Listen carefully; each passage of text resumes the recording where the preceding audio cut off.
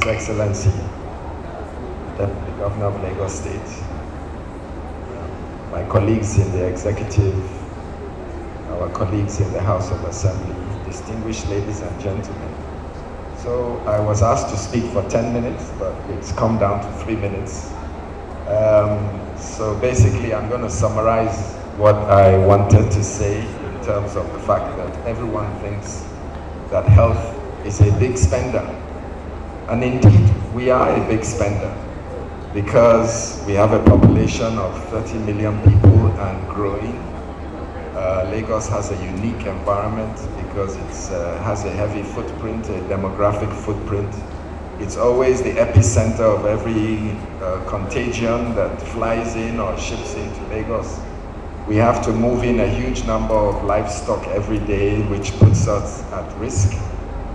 Lagos is a stressful environment, and so people tend to have issues with non-communicable diseases. And so as a state, we need to prepare and prepare into the future.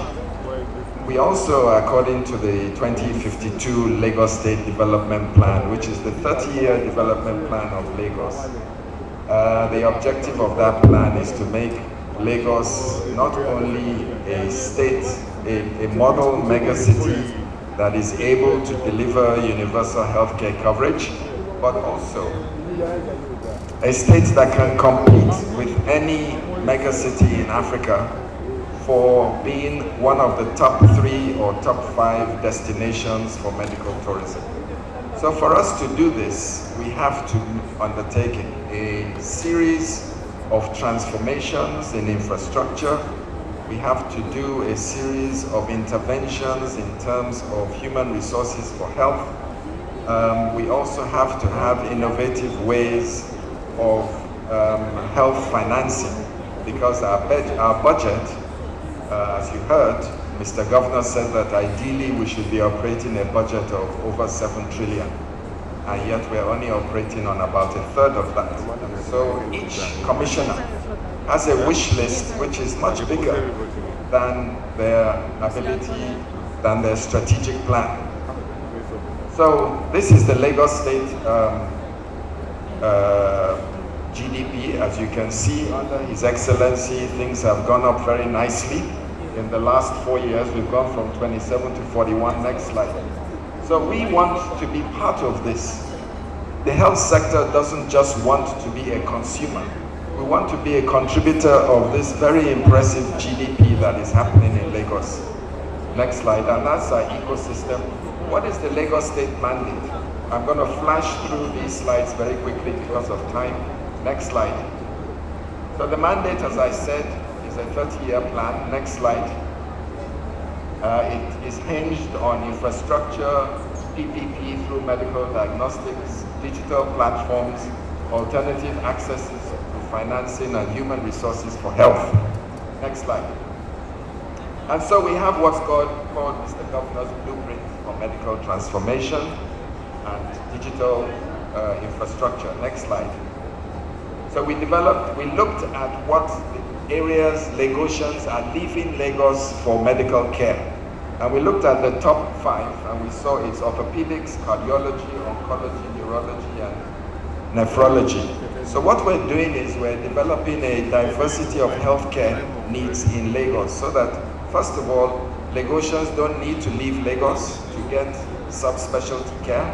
And secondly, we can attract people in the sub-region and in sub-Saharan Africa into Lagos. Next slide. So we've developed our infrastructure. We looked at key issues: ventilation, natural light, cultural feelings, sustainable engineering, patient flow, future expansion. We know that Lagos in the future will be going up rather than wide. And so our architectural designs are looking at that dimension. Next slide. And so this is the first prototype, the new Massey Children's Hospital of this blueprint. If you're driving past Loma on the way to the third mainland, you will see this magnificent structure coming out of the ground. It's the first of our blueprint. Next slide.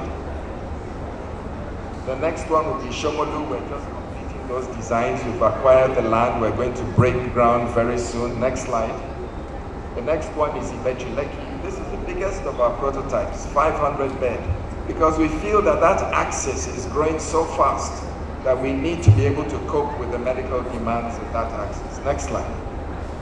This is the Etiosa. Just behind the MCC, we have a huge piece of land. We want to be able to put a very large general hospital over there. Next slide. Now we come to our primary healthcare, the bedrock of healthcare delivery. We've designed a very, very green, low carbon footprint PHC, and over the next 5 years, we're going to replace all our PHCs with these new designs. They're naturally ventilated. The roof is a solar generator. Next slide. Next slide, please. That's the solar generator. So these PHCs can be totally off the grid, which is really one of the problems we're experiencing at the moment. Next slide. And then we have our digital transformation, the SHIP. I'm almost done here. The Smart Health Information Platform.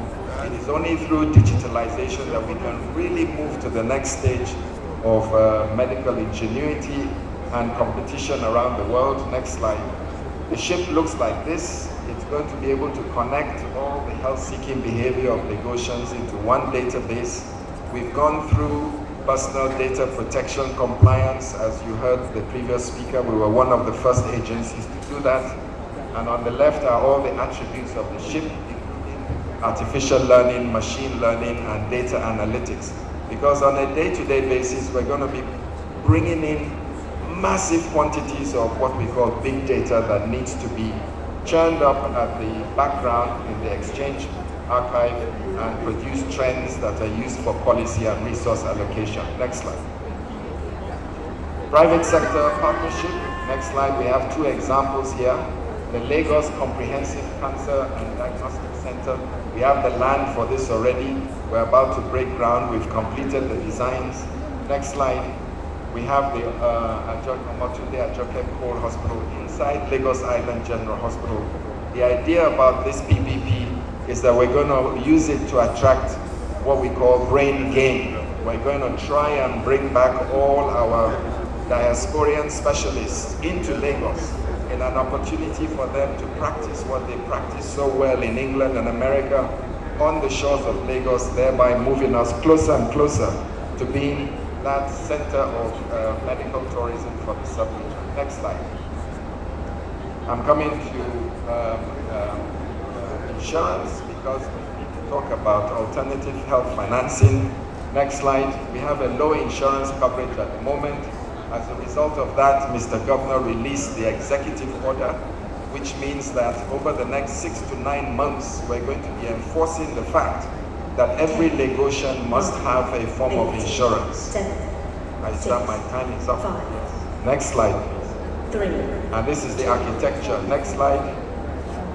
The biggest thing happening at the moment in Lagos is the establishment of the standalone University of Medicine and Health Science. Because we have such a low shortage of medical personnel, we're going to be training our doctors and nurses across our teaching hospitals, our general hospitals, and our PHCs. Next slide. And we're hoping to cluster them into sub-campuses across Lagos. And in the future, next 5 years, next slide, we hope that our campuses will look like this in Ekpe, in Badagry. Next slide. And we will be producing next slide, please. We'll be producing exponentially higher numbers of medical professionals, 1,000 doctors, 1,000 nurses, 500 health allied professionals. Next slide.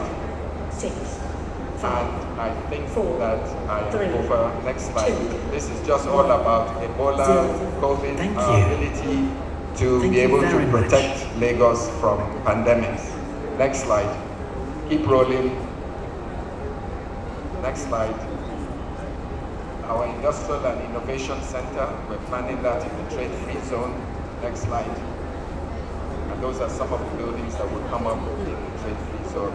And thank you very much for your attention.